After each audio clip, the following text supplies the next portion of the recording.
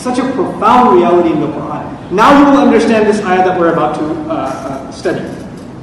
But one more common modern confusion before we get to the ayah, actually very important. McDougall, a modern psychologist, actually denies the human being has free will. In modern psychology, there's a denial of free will. How? He says you're made up of your genes.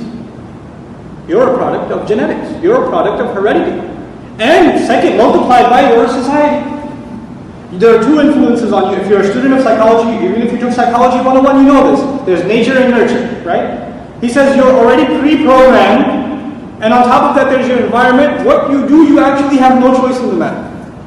This is just a product of what your situation is. This is actually even used in defense in criminal law. Somebody steals and gets caught, well, he comes from a tough neighborhood. He didn't have any other situation. The environment was such he didn't have a choice, right?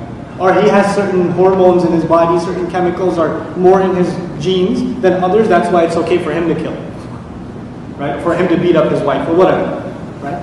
So he even denies that we have free will. So first they took away the honor from the human being, then morality from the human being, and now even free will. We're just acting like machines. What are you? You're just a bunch of chromosomes and genes walking around. That's all you are. You're nothing more. Just another machine. There's nothing more to you than that. SubhanAllah. Now look at the response in the Quran. Allah says, لَقَدْ خَلَقْنَا الْإِنسَانَ فِي أَحْسَنِ تَقْوِيمٍ. Word by word by word. La for emphasis. La for emphasis. And emphasis is used when you don't believe something. What Allah is about to say, you don't believe it. You haven't internalized it. So Allah feels the need to say la. For sure. Qad, already. The word qad is important. This honoring of the human being isn't something he earned later on. He was given it before he even got here. Allah had already honored the human being before he was even put in the womb of his mother. Allah created the soul of the human being. وَلَقَدْ كَرَّمْنَا بَنِي آدَمَ. We already honored the son of Adam. لَقَدْ. Then he says, خَلَقْنَا. We created. Allah himself mentions, we created. He didn't just say the human being is the best possible fashion. We created the human being. Al-insan, the human being. Interesting word, al-insan, because it also comes from the word nasiya, to forget. Right? So this forgetful creature. But then he says, fi ahsani taqweem. We created the human being how? Fi, in ahsan. The word ahsan comes from husn and hasan. Husn means beauty. Ahsan is beautiful both on the outside and on the inside. Literal and figurative. Both. So Allah created the human being in the best possible, and then the word taqweem. Taqweem comes from qama originally, to stand. Taqweem is to make something stand upright. Qawwama is used also for a spear. You know, a spear is bent in battle. When you make it perfectly straight, qawwamtuhu, I made it perfectly straight.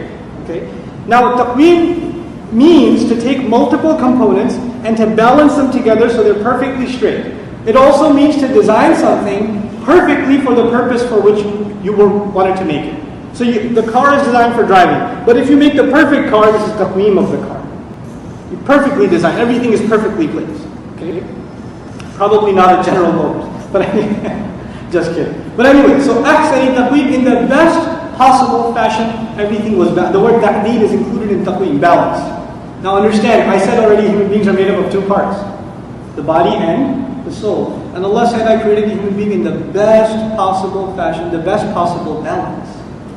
There are different entities inside the human being, like there are different body parts inside the human being. Physically also, we're the only ones who walk upright like this. And morally also, we're the only ones who walk upright. Morally also, we walk upright. We look forward, right?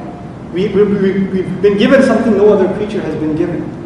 So now, fi ahsani taqweem. This is the response, Allah's response to the allegation against the denial of the human being's honor. Not only did the human being end up forgetting Allah, they ended up forgetting and disgracing their own selves. And that's a natural consequence when you forget Allah. The human being thinks they're going to forget Allah, they're going to, for their own self. Allah teaches them, فَأَنْسَاهُمْ أَنفُسَهُمْ. They're going to forget their own selves. And this is a state we've reached. Modern society, there's no religion corrupting the minds of the people. Religion is the opiate of the masses, right? There's no religion corrupting the minds of the people. And yet the suicide rate is the highest ever in history. The amount of heinous crimes, highest ever in history. The amount of people, children, crimes against children, highest ever in history. Strange, demented kinds of crimes, highest ever in history.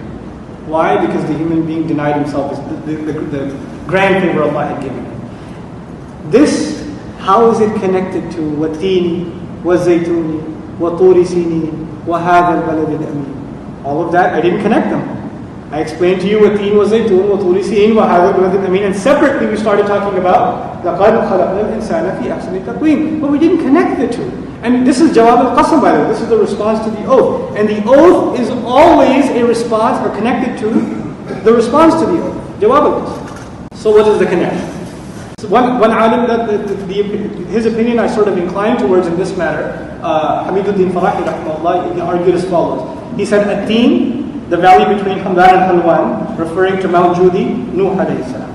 Al-Zaytun, Al-Masjid Al-Aqsa, Isa alayhi salam. Turi Sinin, it's obvious. Who is that? The Mount Sinai. Musa alayhi salam. وَهَذَا الْبَلَدِ الْأَمِينَ, and this peaceful, entrusted city, who obviously? Rasulullah sallallahu alayhi wa sallam. How many messengers now? 4. How many ulul azm? 5. Well, who's missing? We got Noah, we got Isa, Musa, Muhammad sallallahu alayhi wa sallam. Who's missing? Ibrahim alayhi salam. But this city, this entrusted city, who installed the city? Who inaugurated the city? Who built the house that was entrusted in the city? All of them are coming. The 5 greatest examples of human beings, and then Allah says we created the human being in the best possible fashion. Allah Azza wa Jalla is telling us, Isa alayhi salam, Musa alayhi salam, Rasulullah sallallahu alayhi wa sallam, the events of their life, and if you take the other interpretation, even Nuh alayhi salam, do these people look like they are proofs that the human being was created in the best possible fashion? Are they not evidence? What motivations did they have? Was it the stomach they were running after? Was it wealth? Was it self-aggrandization? Did they want people to appreciate them? Was that what they were running after? Look, study their life. What will you find? Are they not the proof that Allah created the human being above an animal? Something very high. And the highest examples are the ulul azm min al-rusul. The 5 greatest examples of human beings. And then Allah says we created the human being in the best possible fashion already. And the proof is in history. The proof is in the lives of these prophets. The response to the allegation against the human being himself and his own nature, the response to that is in the legacies of these people that the Quran is full with. You want to know what the upright, the balanced human being is? You know, a psychologist should know what the good or the balanced personality is. Study these balanced personalities. These are the balanced personalities. SubhanAllah. لَقَدْ خَلَقْنَا الْإِنسَانَ فِي أَحْسَنِ تَقْوِيمٍ.